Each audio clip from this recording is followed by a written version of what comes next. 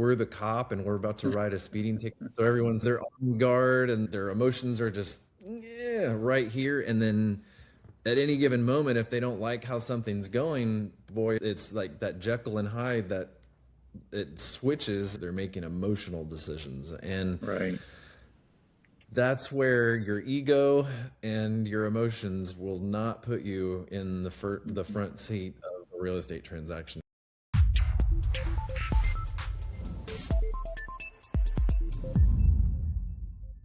When you are buying a home, the inspection can either give you clarity or completely derail your confidence.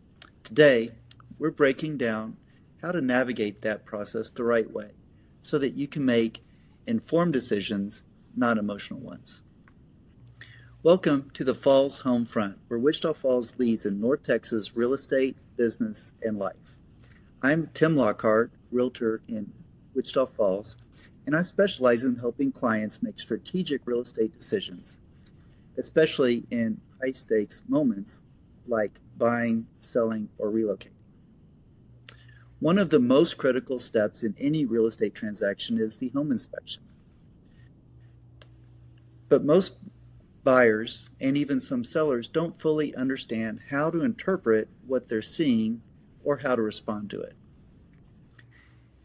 That's where today's conversation comes in. I'm joined today with Clayton Bailey, founder of Green Scenes Home Inspections. Clayton has been in the inspection industry since 2008 and brings a unique perspective to the conversation. He's not only an experienced inspector, but also chair of the inspector committee for the MetroTex Association of Realtors, a TREPAC Major Investor, a continuing education provider for the Texas Real Estate Commission, and a national speaker and instructor on how personality types impact the home buying process. Before all of that, he was actually a graphics designer, so he brings both analytical and communication strengths to how he explains what really is happening in a home. Clayton, glad to have you on the show. Yes, thank you for having me. Great. So let's start here. What do most buyers misunderstand about the home inspection process? Timing. I think the timing is the biggest thing. And I know our agents do a wonderful job of saying, hey, we're under option period and we've got to go now. And the timing is essential to get it done. And so agents do generally a very good job of teeing them up. Here's 3 inspectors. Go with the first one that answers the phone or the first one that can get in there the soonest and get after it, right? Because we got to get it done quick. But I think the biggest misconception is, okay, we made it through the inspection. Okay. And then they're done. It's no, you're not done. You still have to read your reports. And you only have to the end of that option period to get any other people in there to look at it. Right. And I see this happen all the time where someone doesn't read their report and they just get the highlights from their agent and they move in and then they are like, there's this problem. We talked about this and we told you, and it's here on page 12. And did you get the roofer to look at it? Like they told you to in our report. And they're like, no. The time for that was back during the option period and not now, because we can't undo the thing. And I think that's probably the hardest hitting moment for buyers. So if there was any advice out there, read your report and get all those people involved before that option period is over. Yes, because the home inspector typically calls out things that they see that might need another specialist to come in and give further evaluation. Yeah, I correlate it to, I'm like the general physician, although general physicians don't dress like this, but I correlate it to, we're the general physician. So if you came to me and said, hey, I've got this weird blotch on my skin and it's like strange and I don't know what it is. And the general physician's like, yeah, I don't know what that is. Let's send you to the skin doctor so they can take a better look at it because they know what they're doing. Or you have a headache and constantly have migraines, the general physician is going to say, okay, I can do this, but let's send you on to the head doctor, the brain doctor, to then maybe they're going to get a CAT scan or MRI or something along those lines. We have to know a little bit about everything, but if we see something that's askew or something that's wrong, then we have to divert it to that specialist. Mm-hmm.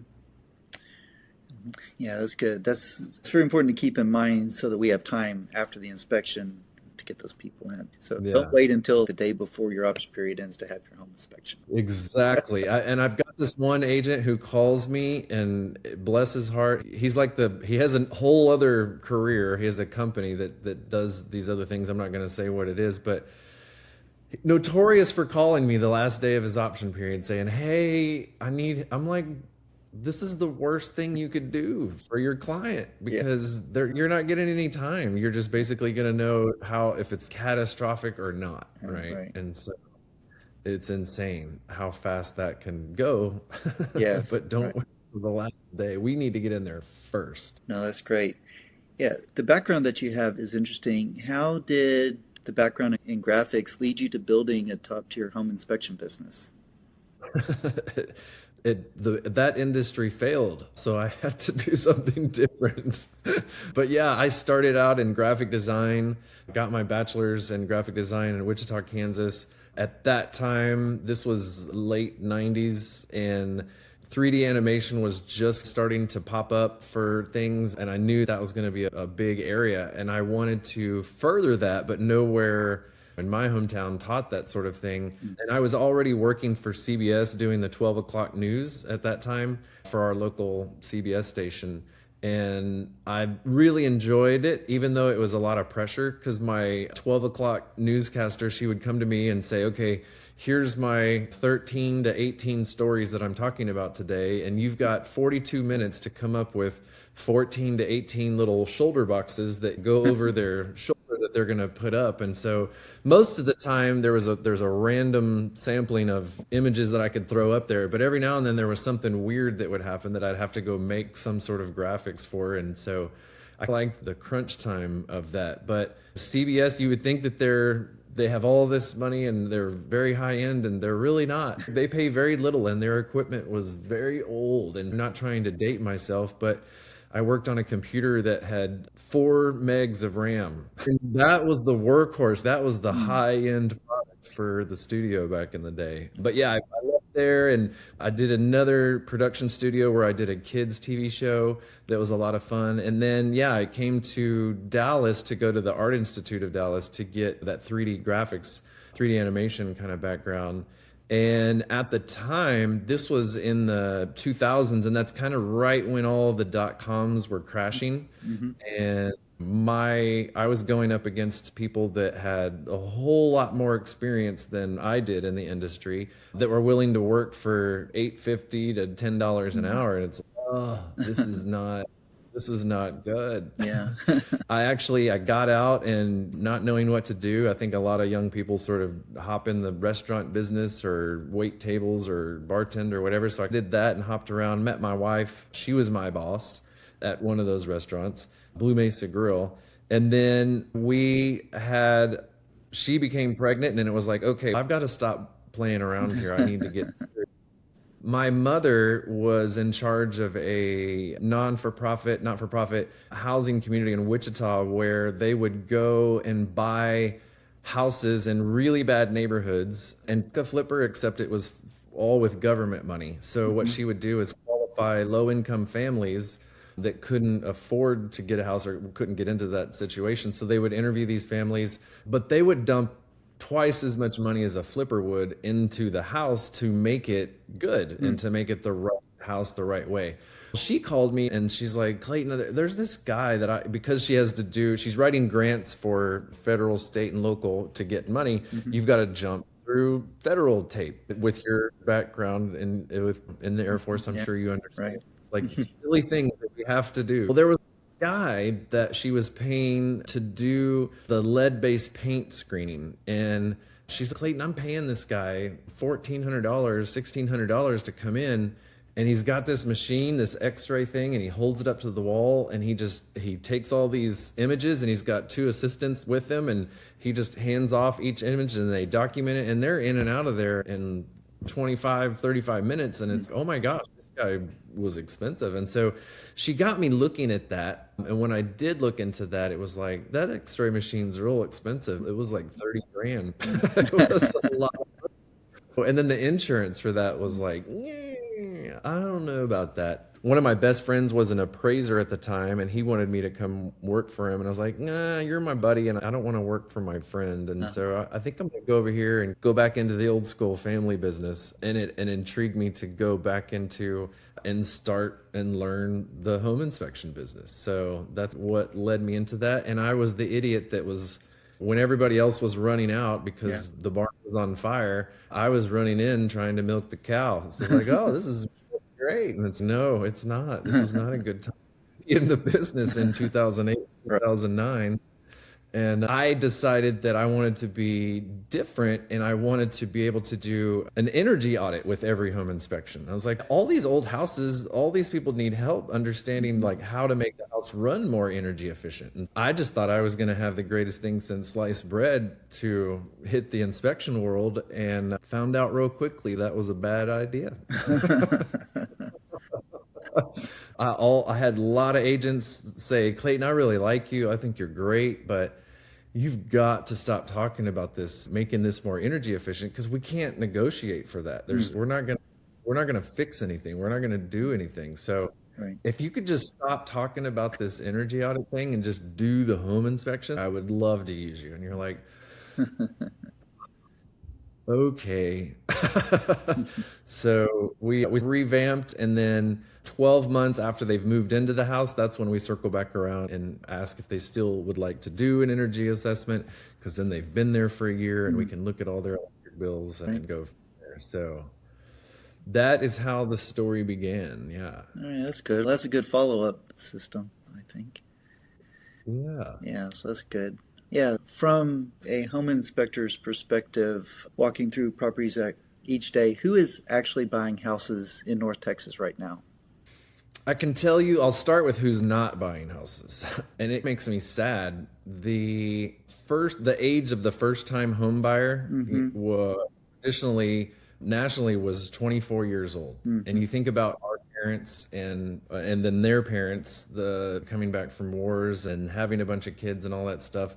24 was about right. That's when they were getting that first house. And it wasn't a luxurious house. It was just a starter home, and it was like your basic type thing. But now that age has jumped to 33 years old. And so you think about, that's almost a decade worth of people that are stuck renting. And it's sad because they can't get into and invest in themselves and live the American dream through the wealth. That's where you see a lot more investors snapping up those lower end houses. It's making it harder for just the regular, everyday, average first-time home buyer to get a house. So that is a tough market, and that's at a standstill. I'm seeing a lot of movement, like 750 and up, $1 million, multi-million dollar.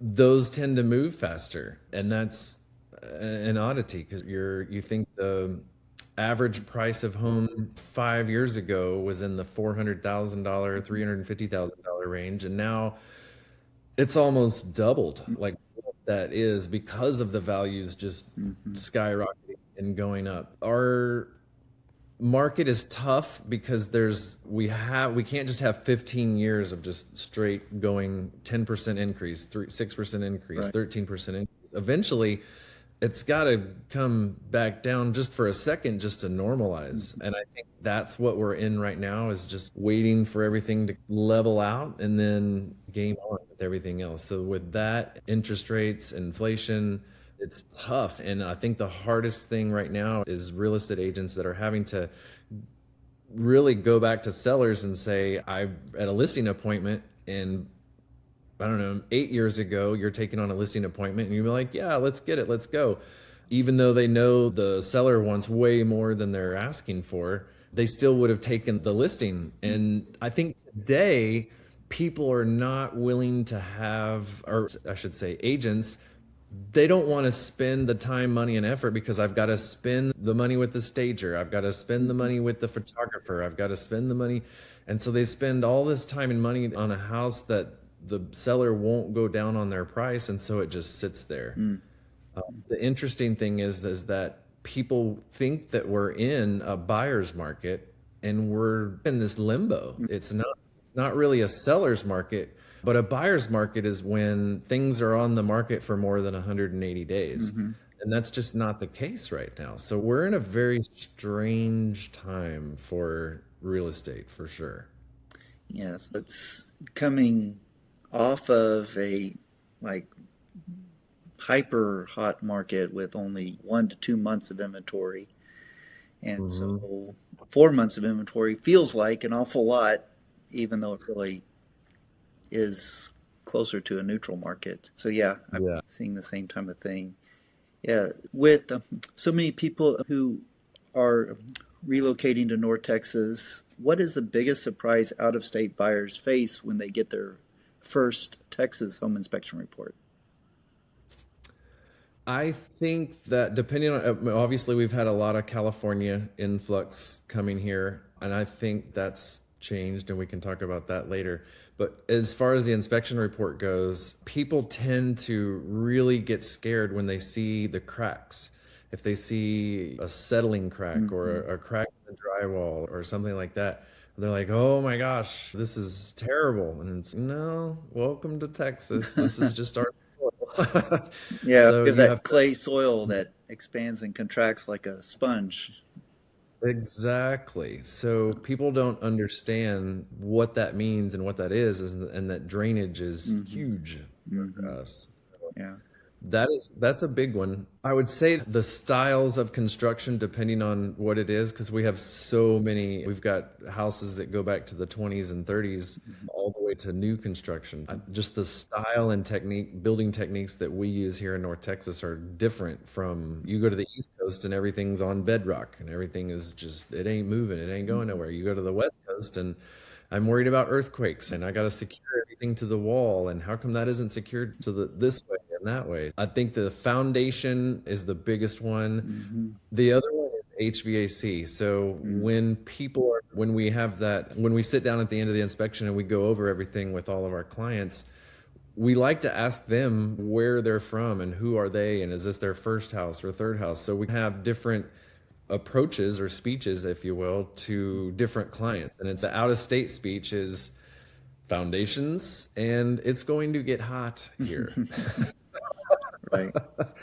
So pay attention to your AC because it's really important. So you can tell that the people that are moving from the north, because they're very interested in the furnace. And it's like, you're close, but it's the other side. It's the air conditioning that you're worried about. Yeah. Those would be the two main things. Oh, yeah, that's good. Yeah. Yeah, how do the different personality types of buyers completely change the way that they react to the inspection report? Yeah, great one.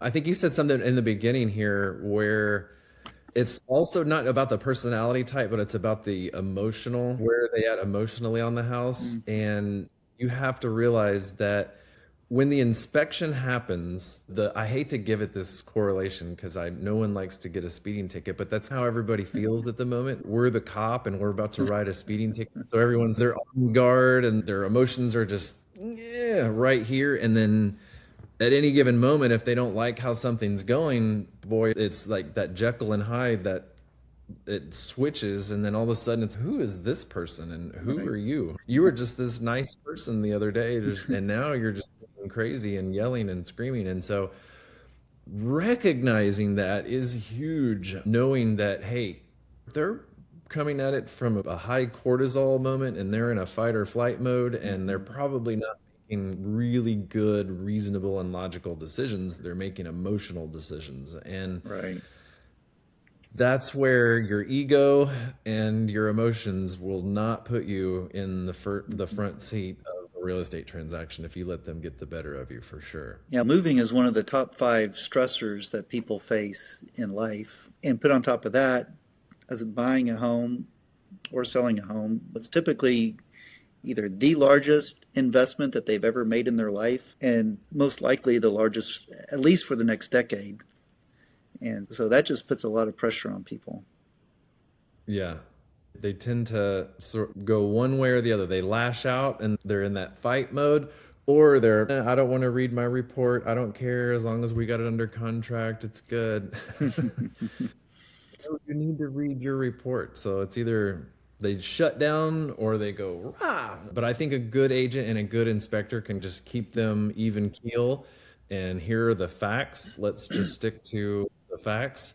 But yeah, recognizing that, I try to teach that to my inspectors. But yeah, I teach real estate agents and everybody. That's probably one of my favorite things that I do on stage is teach the personalities class and recognizing how to deal with someone who is that certain personality type, whether they're an analytical, where they're like the social bug that has to have the huggy conversations, or maybe they're the super creative type that is they're thinking about all of these other things that the house could be, or they can't get over why there's these stains on the carpet, and you and I are like, we can just change the carpet, and they're like, no, I'm not living in that house. It's just carpet stained, right? But they just can't get over that. Right. And then you've got your very direct person who's going to just boom, hit you straight at it and maybe hit you with a gazillion questions. And having to recognize who you're dealing with and who you're talking to is huge. And most couples tend to be the balance, right? So one of them is on this side and the other one is on that side. So they make that nice yin and yang combination, but you have to know,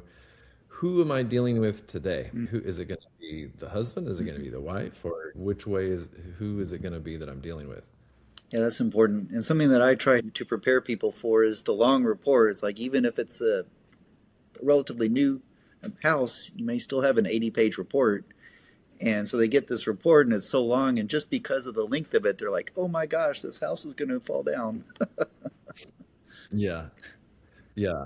We don't try to have really long, lengthy reports. I think that is a mentality of, so I teach home inspectors too. I work for a school called AHIT. It's a nation's oldest home inspection school. And I try to teach them that's the mentality that it's going to be. Just because you're doing this inspection, you want to give them the bang for the buck and give them everything. And some inspectors feel like, I have to write a 50 to 80 page report to feel like I'm giving them their money's worth. I don't like that mentality because it's just busy work for you. It's busy work for me. And it's just a lot of fluff. I try to stick to just the facts of here's what's wrong and here's what's going on with the house. And I think that we do have to write those things up if it's older and it's by today's building standards or an as-built condition. But getting through that doesn't have to be the long, lengthy report. What you agents are notorious for is when you come through the door, you usually get there a little bit early before the clients do, and you say, what are the 3 things wrong with this house? And you're like, there's 7, and there's even more than that. But I understand what you're asking because you're trying to tee up do I need to get my roofer out here? Do I need to get my foundation guy out here? Do I need to get my HVAC guy out here? That's important to have all that. But even in the detailed part of the report, there might be something else there that doesn't seem like a big deal. But then you move in and find out, oh yeah, there was termite damage over here. And that now we're doing an addition and we opened up this wall and we found out there's all this stuff. And we wrote that up and we said that had been treated and so on. But yeah, making sure that they're getting those details for sure. Yes. Yeah, that's good. So something that I see a lot is home inspectors who are inspecting to current codes on a pre-existing house. So can you explain the difference between the current building codes and the as-built conditions for a house that was built maybe before these codes were in place? Yeah, no, great question. So we, as licensed inspectors, we have to go by today's current building codes and standards. And that means if we go into a brand new construction house, everything should be good, right? Mm-hmm. If it's an older house, let's say it's from the 80s or 90s or whatever, there's going to be a lot of codes that were not in place at the time, right? So we call that the as-built condition. So we've worked really hard to get away from the word grandfathered. So that no longer exists in the TREC vocabulary. So it is an as-built condition. And so the way I like to verbiage it is, we're going to write this up. We have to because the state says we do, but it's not anything to worry about unless it's broken, unless it's causing damage, or if it's a safety factor. So if it's broken, we got to fix it. If it's causing damage, that's an insurance-ability issue. And then if it's not safe, we got to make it safe, right? So there's going to be all those things that are not up to code, but it's not like we have to bring everything up to code. That's not how it works. Yeah. Sometimes buyers interpret those statements as it's catastrophic when it's really just saying this house was built before this code was in place. And Yeah. yes, that's important. And we really try to preface it like at the time of the inspection by asking the buyer's history of what's your experience of home ownership. Have you had a house of this age before? Or know that if you're looking at this 1930s house in Kessler Park or a fancier area, and you want to be in this neighborhood, that any house that we inspect, this report's going to be similar. So it's not like it's this house. If you want to be in this neighborhood, all these houses, the reports are going to be very similar to this. So you have to get over that part. Yeah. Yeah, no, that's important. What is the absolute craziest real estate story you have? So I'm trying to think of which one I can tell that's like PG, because there's some wild ones. I would say the craziest one was, there was a gal that I had done. She was the heir of a very high-end family. I'm not going to try not to say any names here. She has a lot of money, let's just say that. And she kept moving. So she would call me like every 6 months to a year and be like, yeah, we didn't like that house. We're going to go. I'm just like, wow, you're awesome.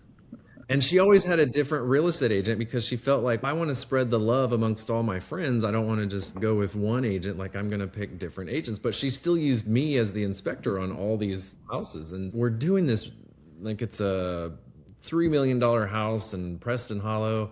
The previous owner of the Rangers lives next door. He's around the corner, something like that. And this gal on the side, she also liked to do interior design. And this house was way cool. It was just her style. Everything was just screaming her name. Like, it was cool. It was like, this was the third one that I had done for her. So I'm like, all right, this is the one. I love it. And the seller was there. And it was strange that he wouldn't leave. Like, he just stayed in his bedroom the whole time. It was just, you could tell he was a little bit nervous or whatever, but he was still like, okay, here we go. So they get through it, and then they ask, do you mind if he like comes in and listens to your wrap up? And I'm like, okay, that's okay. We can do that. Sure. It's your information. Like, why don't, and they were just trying to make him comfortable, really, at the end of the day. So did the inspection, go through everything. 3 months later, I get a phone call from her again. She's like, Clayton, we got another house. I'm like, whoa, wait a minute. What happened to the last house? Because that one was perfect. And she said, we did a lease back, and so that he could move his mother out of the house. And the lease back came and went, and they didn't move out. They're still there. Oh, no. And I'm like, what? And they're like, yeah, we went to closing, we did all of our stuff, and we did the lease back, and now they won't get out of the house. Oh, no. And I'm like, on a $3 million house. Oh, wow. Their kids, apparently his kids and her kids, they went to private school together, so they knew each other, knew families or whatever, so it got embarrassing. Ultimately, they had to serve eviction papers to him to get him to leave the house. And he was very angry about this because he was being forced to leave his home, but he already sold it. Like, he was already signed. He already got the money. He should have been gone. So in order, I don't know what the guy was thinking, but he flushed several bags of concrete down the toilets in this house. Oh no. And he shoved socks down and like bags of concrete. So I asked this nice lady, "What are you gonna do?" And I was like, "Are you gonna take him to court?" It was $80,000 to replace all the sewer lines under the house because Oh they were all full of concrete. So in my mind, I'm just like, yeah. "Wow, that's insane." I said, "So are you gonna go after him in court? You gonna sue him?" And she said, "You know what? I don't want to waste my emotional capital on dealing with this guy. I don't want to have to drag it out in court. I don't want to have to look at him again. I don't want to have to deal with it." So we're just going to fix it. And we're just going to turn around and relist the house. And I'm going to list it for 80, 100 grand more than we got it for. So I'm not going to lose that money. And we're going to go find another house. Oh I'm my. like, okay. And she did. So they turn around, they completely cleaned it out and staged it, and they ended up selling it for more than they bought it for. And then boom, they went on to the next house. But that was probably the wildest, craziest one of them that I could tell you. $3 million house where somebody's putting socks and concrete down the sewer lines because they weren't happy. And then these people did nothing wrong. They did absolutely nothing wrong other than just liked his house that was for sale and wanted to buy it. Yeah, that is pretty crazy. Yeah. To shift topics just a little bit, with the rapid growth happening across North Texas, what should local real estate investors look for during a property inspection? Usually it's the big three. Investors or flippers are, if they can get one of these three things on their side, it makes it a better looking flip. And so that's going to be the roof, if it's got a new roof, or if it's a newer roof, if it's got a new HVAC system, or it's that the foundation is solid. Like they want to make sure that the foundation is good. They usually don't like to do all three because then you're cutting into their profit. But outside of that, if you can get one of those three things done, then that looks better for an investor. Oh, that's good. That's good advice. How can veteran families use a home inspection process as a strategic tool rather than just a stressful checklist when they're buying a house? Yeah. So our veterans that we love so much, when they get your VA loan, the VA loans, just like I was telling you with my mother having to deal with government inspections, they have more higher integrity inspections where they're going to say, if you've got this, we can't sign off on that until you get this done. Where a normal homeowner doesn't have to go through that. So there's a lot more protection for our veterans on buying these houses to make sure that they don't get that rotten egg in the bunch or whatever it is, because there's more testing, there's more inspections, there's more things that have to be done for our veterans. And then once those things are done, and if we find something, we have to clear it. Like we have to make sure that it's been cleared. It's like WDI reports, wood destroying insects. Right. That is, you gotta have that for a VA loan. We want to make sure that the house is sound, structurally sound, that it's not just eaten up with bugs, and that you're not going to end up moving into something that's going to end up being a money pit. Our veterans, we definitely go the extra mile, and through all the paperwork for lending, it's a requirement. You have to do that for sure.